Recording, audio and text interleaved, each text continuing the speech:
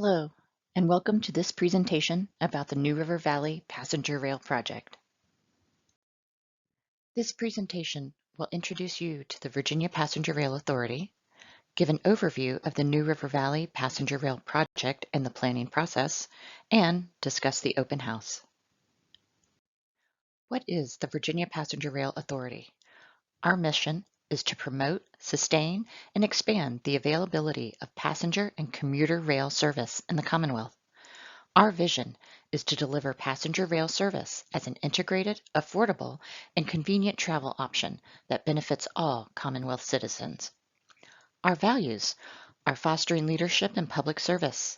We will ensure safety and reliability on our rail properties and demonstrate financial stewardship and to make sure we use taxpayer dollars wisely. We also strive to promote innovation, environmental sustainability, and equity and inclusion. Now for some background about the New River Valley Passenger Rail Project. On May 5, 2021, the Commonwealth and Norfolk Southern announced an agreement to extend passenger rail service to the New River Valley. Then, in June 2022, VPRA finalized the agreement with Norfolk Southern to purchase 28 miles of the Virginian Line, or V-Line. This agreement also initiated a second round trip from the Northeast Corridor to Roanoke the following month. The history of rail in the region is long, but in 1979, Amtrak service to Christiansburg ended. A renewed enthusiasm for rail began in 2013 as the New River Valley Passenger Rail Community Initiative is formed to bring back passenger rail to the New River Valley. In 2017, passenger rail service is reestablished between Roanoke and Lynchburg. In 2020, the Virginia Passenger Rail Authority is created to promote, sustain, and expand both passenger and commuter rail in the Commonwealth. On May 5, 2021, the Commonwealth and Norfolk Southern announced an agreement to extend passenger rail service to the New River Valley. Then, in June 2022, VPRA finalized the agreement with Norfolk Southern to purchase 28 miles of the V-Line from Salem to Christiansburg. We also began a second Amtrak round trip on the Roanoke route. During 2021 and 2022, the New River Valley Passenger Rail Station feasibility study was underway. This study analyzed suitable areas for the passenger rail station.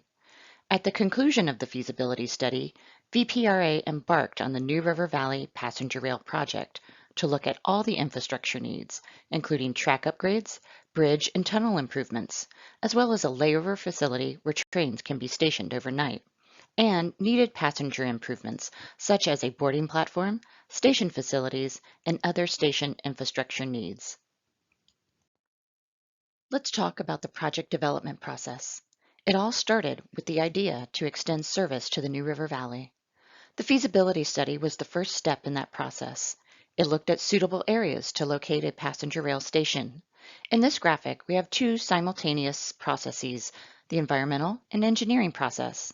In engineering, we conduct preliminary engineering so we can understand costs and schedule for construction. Then we move into 60% design. While the engineering is going on, we also undertake an environmental process to look at environmental constraints, which include an inventory of community, natural, and historic sites. We conduct a NEPA analysis, which we'll talk about in the next slides. Then we move to permitting and finally, final design and construction. So what is happening now? VPRA is completing engineering and design for all the infrastructure needed to extend passenger rail from Roanoke to the New River Valley. We are also preparing the documentation to meet requirements of the National Environmental Policy Act, or NEPA. Now, we are gathering your input to help us evaluate the design concepts through an alternatives analysis and help refine the purpose and need statement, which is part of the NEPA process. The National Environmental Policy Act of 1969, or NEPA, was signed into law by President Richard Nixon on January 1, 1970. This federal law requires federal agencies to consider environmental impacts of proposed actions, evaluate those alternative actions, and integrate public into the decision-making process. NEPA is a process which must be undertaken before conducting major federal actions. Why do we at VPRA, a state agency, have to do the NEPA process? For several reasons. If we want federal funding for this project, to obtain a U.S. Army Corps of Engineer permit. Also, to understand environmental impacts such as cultural, historic, or endangered species on this project. Let's talk about the purpose and need statement. The purpose and need statement of a project serves as the backbone of the NEPA process and describes why a transportation project is necessary despite its expense and potential environmental impacts. The purpose is the what of the proposed action. What is the project trying to accomplish? The need identifies the problems the project would address or why the action is needed. For the New River Valley Passenger Rail Project, our draft purpose and need statement is as follows. Our purpose is to increase regional mobility options to the New River Valley area by extending passenger rail service and by providing a connection from the New River Valley to other destinations in Virginia and beyond into the Northeast Corridor. The need for our project. We will address limited regional mobility options to the New River Valley area. Interstate 81 is over capacity much of the day with commuter traffic and trucks, leading to travel delays and unreliable travel times throughout the region.